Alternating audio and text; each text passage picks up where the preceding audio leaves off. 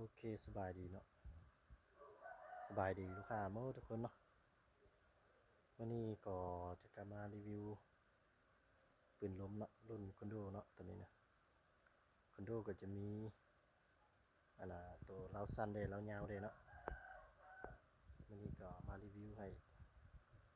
ลูกค้าผู้ใดที่สนใจก็สามารถติดต่อเข้ามาหาได้เลยเด้อเครื่องมันมีพร้อมส่งเนาะอยากได้ตัวสั้นก็ยังมีอยากได้ตัวยาวก็มีพร้อมส่งคือกันตัวนี้เป็นเล้า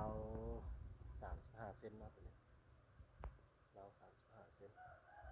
ตัวนี้เป็นเล้า50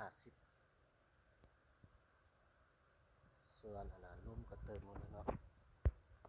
เกือบ1,000เนาะเติมไปนี่ก็คือกันหาก็เติมลมใส่เนาะทางก็จะเป็นทางอารมณ์คนตัดเด้อขนาดก็จะเป็น 0.45 เด้อทาง2อันเลยวาล์วคาลิกัสเนาะสีดำรุ่นดียุทธทนทานเนาะลูกค้าผู้ใดที่สนใจก็สามารถติดต่อเข้ามาหาได้เด้อเครื่องแม่นยังมีพร้อมส่งเนาะต่างแขวงก็มีเก็บไปทางเนาะแต่ว่าก่อนฝากต้องได้มัดจำกันเด้อก่อนฝากต้องได้โอนมัดจำก่อนจึงฝากเด้อคันว่าบ่มีมัดจำก็บ่กล้าฝากเนาะกรณีลูกค้าบ่ไปเอาเครื่องก็ยุ่งทั้งเฮาอีกเนาะต่างแขวงมีเก็บไปทาง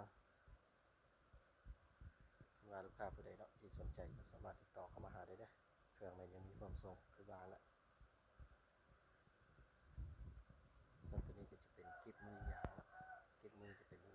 ยางนะก็มีหลายๆลูกค้าเนาะถามเข้ามามีรุ่นเป็นไม้บ่สิเนาะบ่มีเด้อรุ่นเป็นไม้บ่มี